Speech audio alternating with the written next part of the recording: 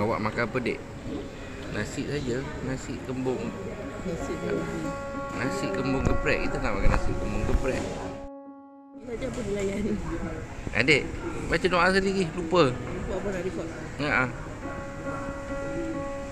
Amin. Oh dah. Dia dah makan nasi lemak. Lepas tu dah nasi baru sampai. Dah lapar. Air sirap Bandung. Kita order. Ni apa nama? Nasi kembung geprek dengan nasi keli geprek.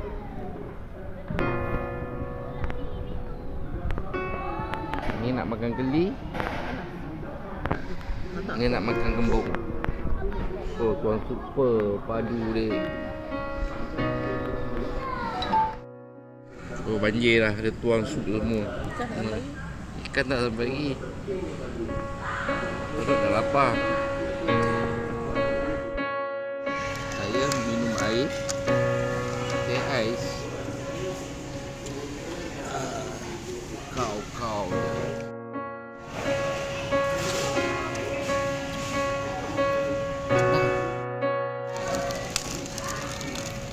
Pupuk ikan makan nasi. Kau je. Betul-betul lapar. Jalan-jalan hari ni. Kedai sini je buka. Orang masih beraya.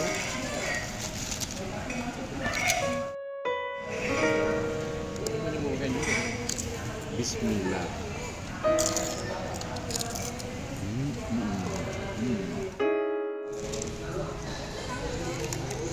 Nasi saya pun dah sampai. Tengok nasi ikan terbang.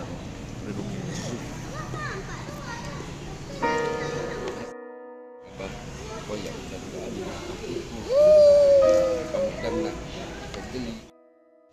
Bismillah bu, bismillah. Bismillahirrahmanirrahim. Ikan baru sampai. Sedap punya. Bismillahirrahmanirrahim. Allahumma barik lana. Nampak dia menarik tu. Manis-manis. Bismillah.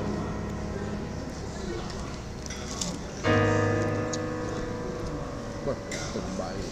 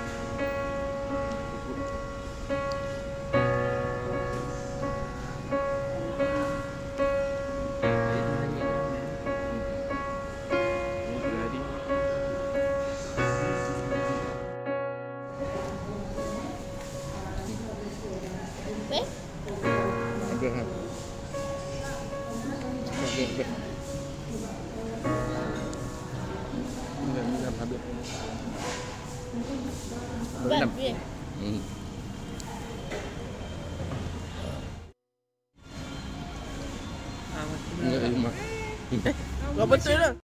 Masuk lah. Dah habis. Dia rakah ikan bagi ke dia.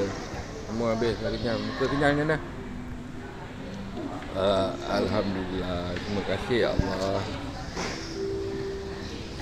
Adik, outro, bye. Please like and subscribe. Okay. Bye.